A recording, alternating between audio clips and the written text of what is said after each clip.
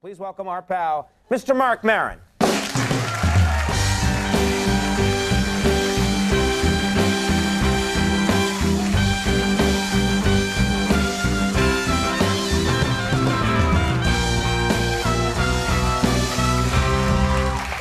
That was a lot of pressure, man.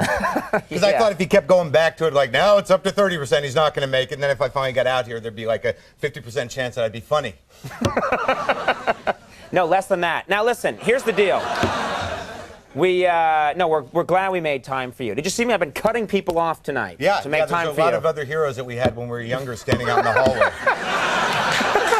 Rodney Allen Rippey is wondering what happened. Rodney Allen Rippey.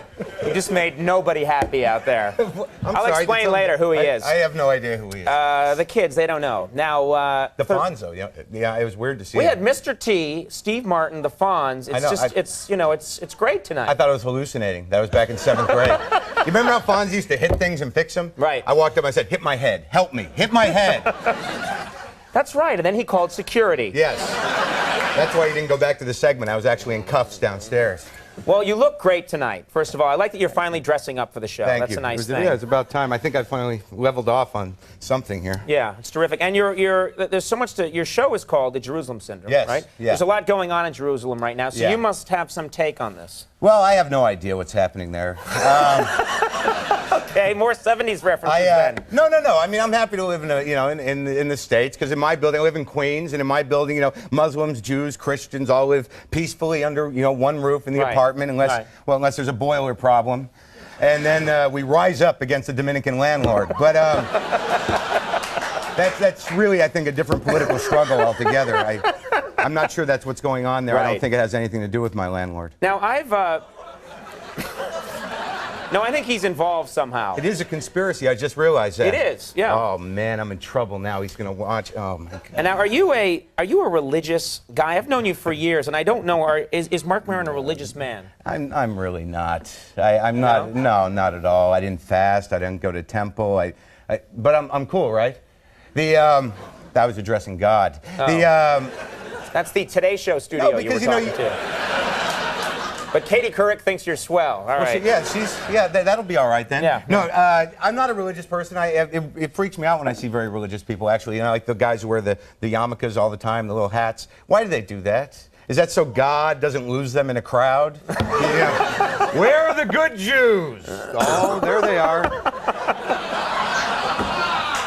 I'm so glad I thought of the hats. Well, then, if you know nothing about religion, which you clearly don't, what about the debates last night? The debates. Oh, is there something going on? Well, did you watch the debates? Did you check them out? Well, I watched. I don't watch them because I don't think they're real. I think they're dishonest. I think what happens is they do one debate, then they take polls, and they decide what people want to hear, and then they give them that. If they really want to have a debate, they should both meet in like maybe my apartment, and I would mediate it. I'd get a bottle of Jack Daniels and an 8-ball. I go, all right, let's go, and then right, and then like.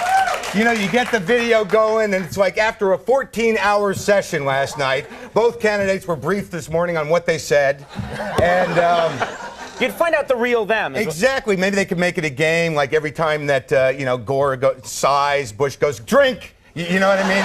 And every time Bush goes, and Gore goes, there's more. But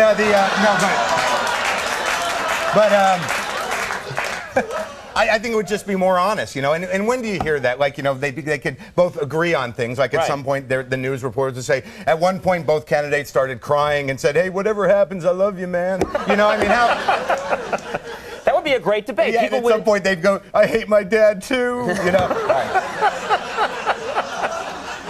So I'm guessing, because you didn't watch the debates, that you didn't check out the Olympics either. Because frankly, not many people check those. What's the point of that? Watching the Olympics. How does that make anyone feel good, especially someone like me? I watched for like 3 minutes. I'm like, okay, great, you're the fastest swimmer. You know what I mean? You'd be the worst commentator at the Olympics. Yeah, it's like, oh boy, you just won, he's the guy that jumps over the thing with the pole the best. Woo! It's like, hey, good luck with that. Well, it's hard to argue with that, Mark. It's hard to argue. I don't come from that. I've never been an athletic person. I mean, where does Really? that... Yeah, when I was young, my heroes, who were they? They were Keith Richards, Jimi Hendrix. I mean, I come from the more, sex, drugs, rock and roll school, back when I was younger. When you do drugs, Conan, all your hobbies fit into a little box that goes right in your desk, And, when someone comes over, they're like, what are we doing today? I don't know, let's have a look. I think we got a day planned here. But that's behind me, This man. is a great message, too, for anyone who's watching. Hey, always remember there's more than one way to get your heart rate up. Now,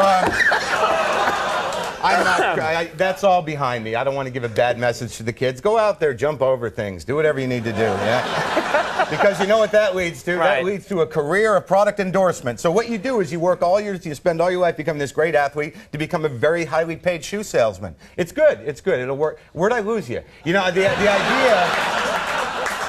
because if you think about it, when you do drugs, you don't need special shoes. There are no Nike junkies. Maybe they should have them. Yes. These are shoes just to go down to the corner and back every couple days. Yeah. Or maybe they could have the Nike Junkie Airs, a higher impact one if you're running with someone else's TV set to the, All right. You got them back. You lost them for just that much time, and you were worried. All right. All it says is thanks for coming at the end. Why doesn't it plug your show, The Jerusalem Syndrome? Oh, because it's actually down, but I will be appearing. Then what the hell are you doing on TV? Promote. No, actually, I do have something to promote. I'll be appearing in my apartment for most of this month, and I'll be traveling to see the foliage. Can I go with you next time? Yes, All yes. right. Next time it's you, me, and T. Thanks for Beautiful. coming. Marc Maron, everybody. We'll take a break. We'll be right back.